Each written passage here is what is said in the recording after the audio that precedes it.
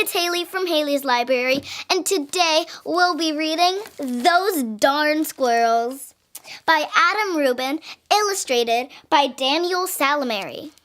This book was actually a request from Miss Lori Brown.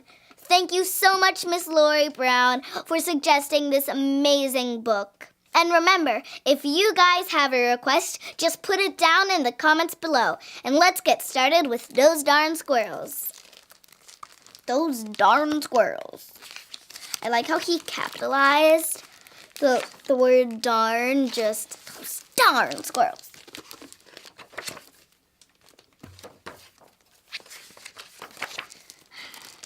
Page technicalities. On the outskirts of town, at the edge of the forest, there was a little old house.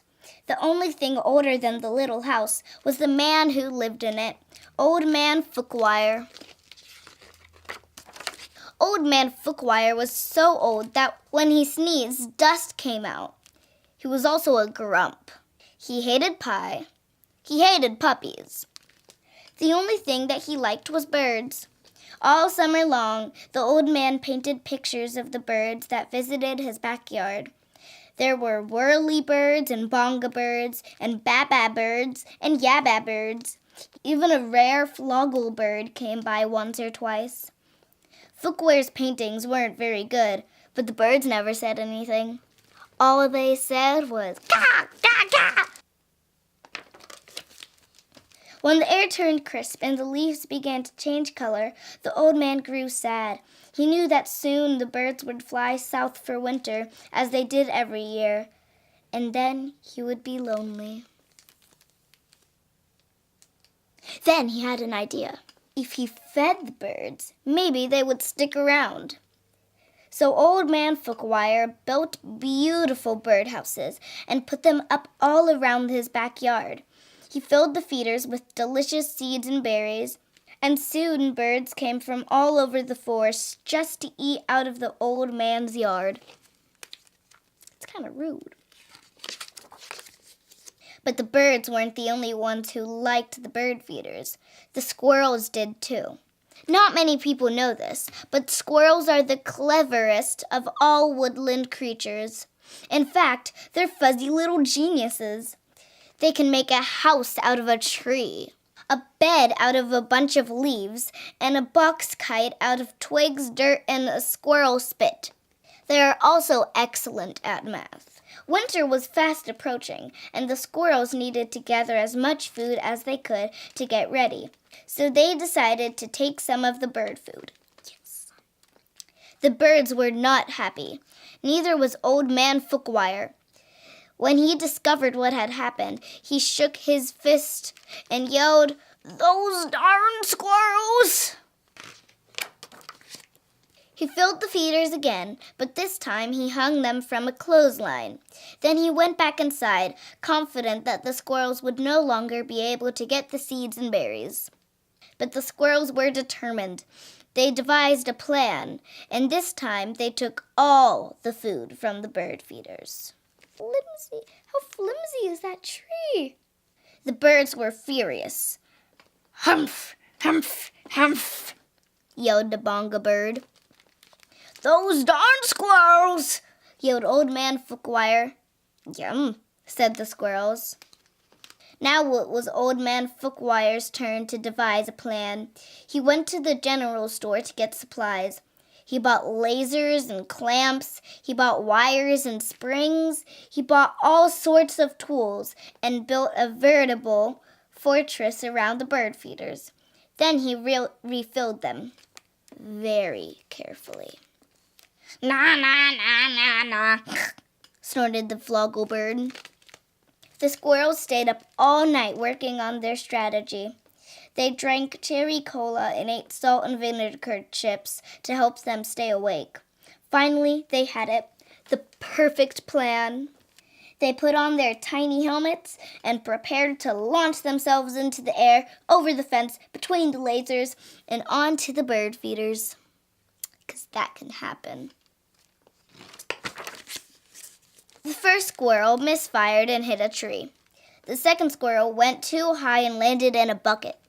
The third squirrel sailed clear over the house. The birds laughed and laughed. They each had one last delicious mouthful of seeds and berries from the old man's feeders. Then they flew south for the winter, just as they did every year.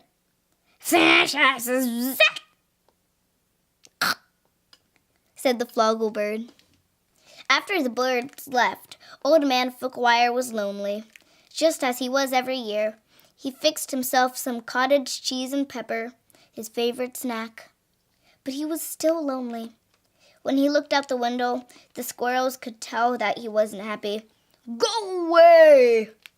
shouted the old man. "I don't like you squirrels. The squirrels had a meeting deep inside a large tree. They decided to give Old Man a present to make up for taking the seeds and berries. Not many people know this, but squirrels are not only fuzzy little geniuses, they also collect just about anything they find on the ground. These squirrels had a vast stockpile of their spectacular junk to choose from. But what would Fookwire like?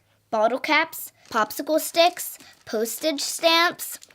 Finally, they had it, the perfect gift. The squirrels stacked all of their loose change on Old Man Fookwire's doorstep. There were dimes and pennies. There were nickels and quarters. There were even a few tokens from Coco's arcade. It all added up to $47.36, plus a few rounds of skee-ball. "Maybe you squirrels aren't so bad," Fookwire said when he found the coins, "but I still like birds better." This gave the squirrels another idea. They raided their junk collection again and got to work. When Old Man Fookwire woke up the next morning, he was amazed to see that the birds had returned. But wait a minute. Those things weren't birds. They were squirrels in disguise. "Great googly moogly," said Old Man Fookwire. "This will make quite a painting." He ran outside and took down the lasers and the wires in the spring-loaded trapeze. He turned all the bird feeders into squirrel feeders. Then he painted till his brush ran out of bristles. The squirrels were so overjoyed they had a party in Old Man Fookwire's house. "Those darn squirrels," said Fookwire, and he shook his old man fist and smiled. So, that was Those Darn Squirrels by Adam Rubin, illustrated by Daniel Salmeri. We learned a new word today, veritable, which means being truly or very much so, which means he built a pretty good fortress. Thank you, Miss Lori Brown, for taking the time to go on YouTube and watch my videos and request this wonderful book. And now I know that she likes it as much as I do, and I hope you like it as much as we do.